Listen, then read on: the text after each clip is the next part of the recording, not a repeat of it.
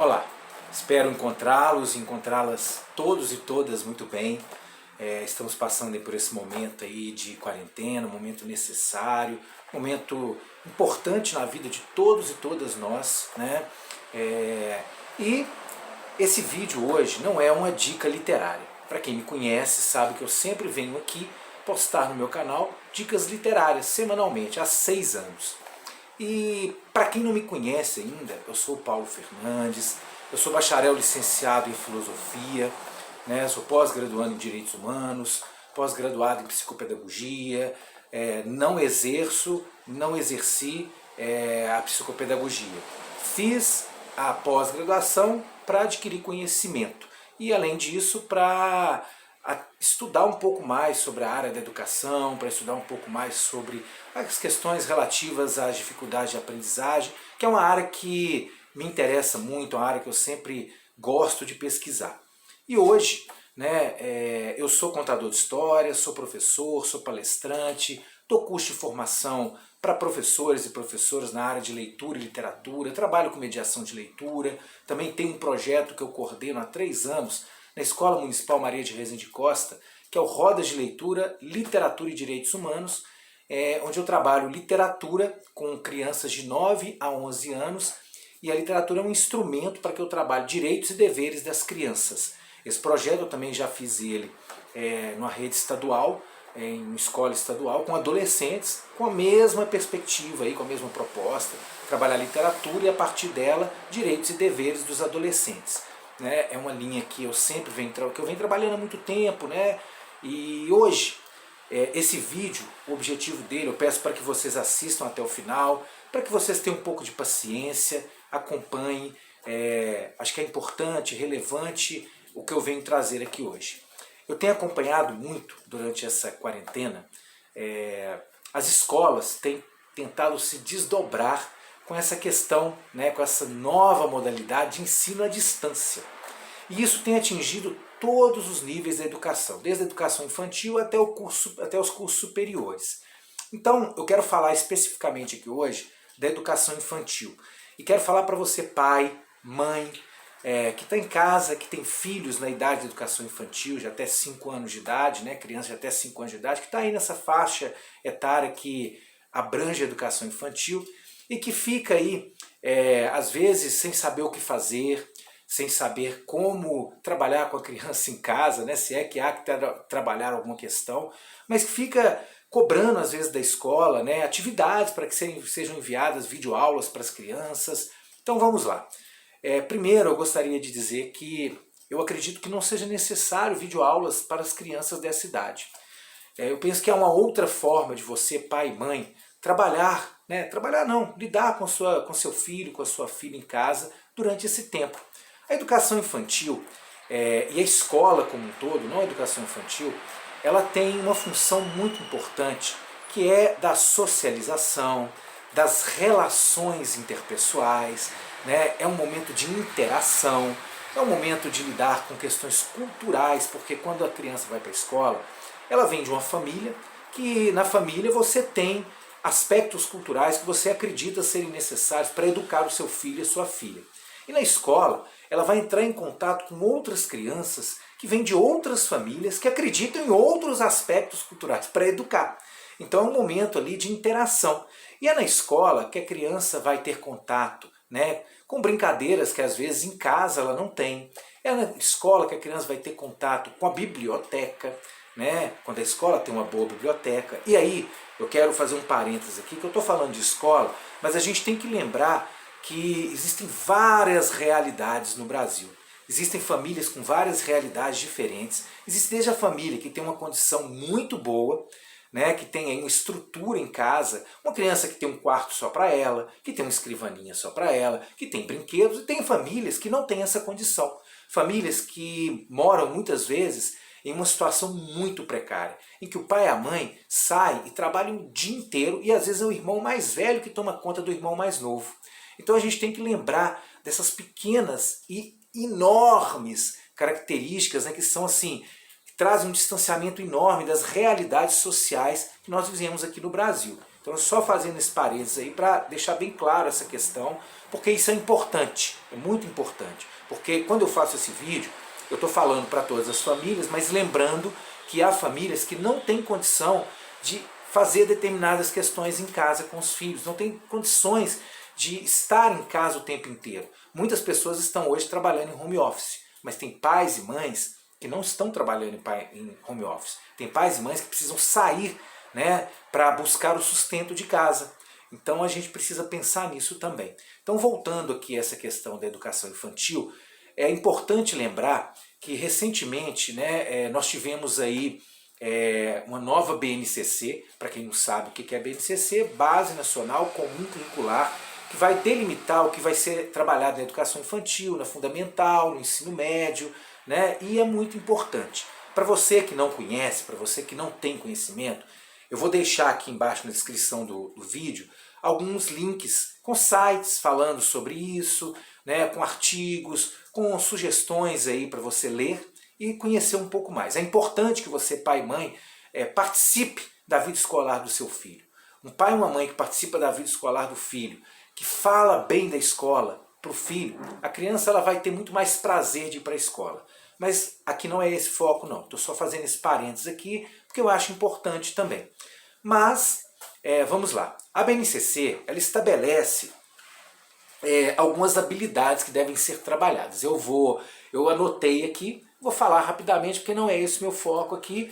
Eu deixei aqui embaixo na descrição aqui um link de uma profissional que dá cursos de formação nessa área, que é a Fernanda Clímaco, que tem uma propriedade muito grande para falar em relação à BNCC, em relação a questões da educação infantil. Meu foco aqui é a leitura e a literatura. Mas eu vou falar rapidamente aqui das habilidades que são essenciais para todos os alunos. São 6 direitos de aprendizagem: conviver, brincar, participar, explorar, expressar e conhecer-se. Além disso, nós temos 5 campos de experiências que a BNCC estabelece: eu, o outro e o nós, o corpo, gestos e movimento, traços, sons, cores e formas, fala, escuta, pensamento e imaginação, espaço, tempo, quantidades, relações e transformações. Eu não vou entrar nesse campo aqui, como eu disse, não é o meu lugar de fala.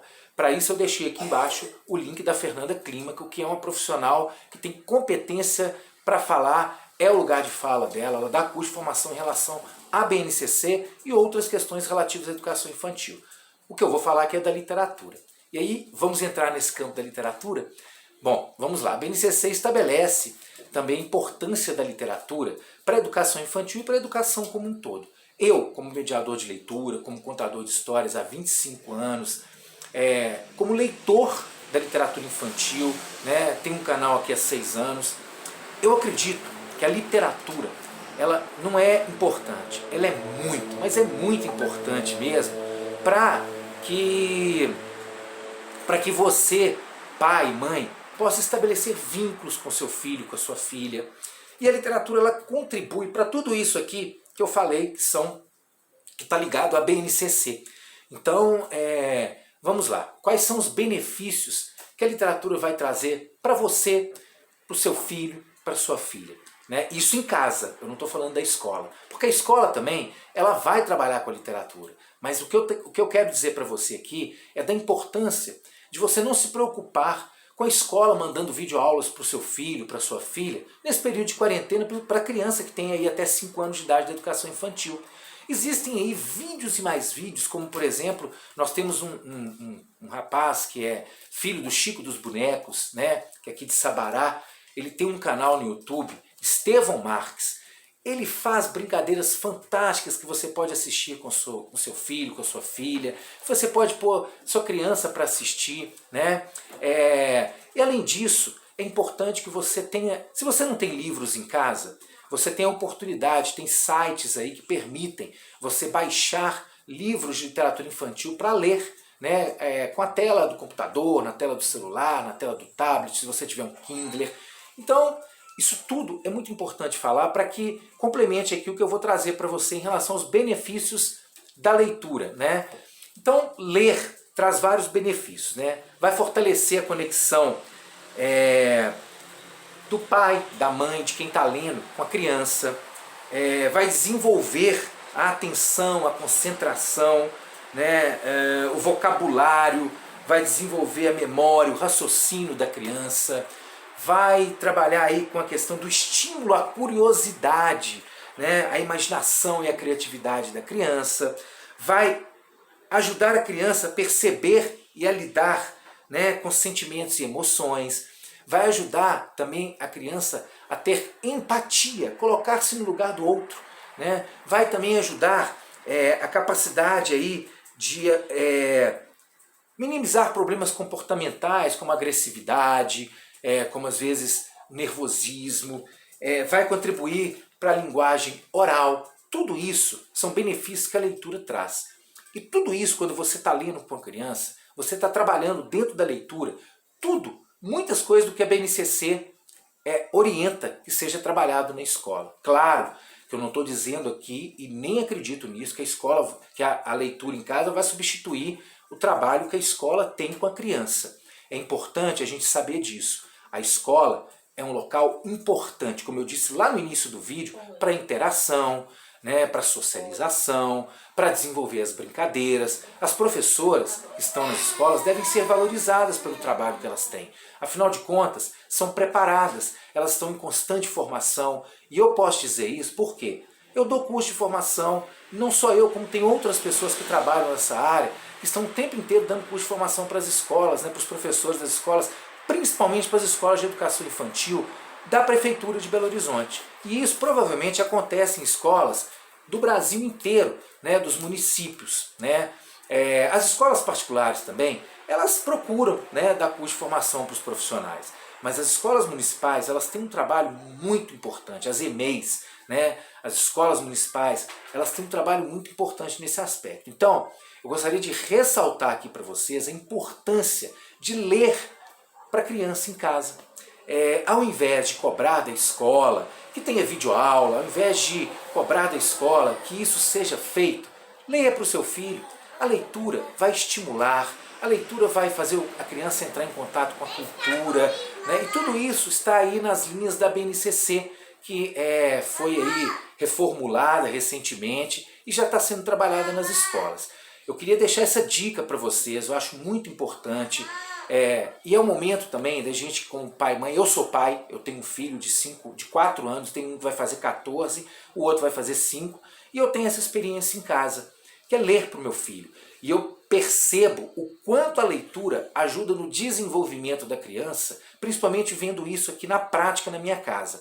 Né? O quanto a leitura auxilia no desenvolvimento do Antônio, que é meu pequeno aqui, vai fazer 5 anos, como ele trabalha a partir da literatura que eu leio para ele aqui, ele descobre, ele entra em contato, né, com o universo das palavras, né, das letras, ele vai desvendando esses signos, né, essa simbologia que são as letras, as ilustrações dos livros, né, faz com que ele entre em contato com a obra de arte, aguça o olhar da criança para a obra de arte.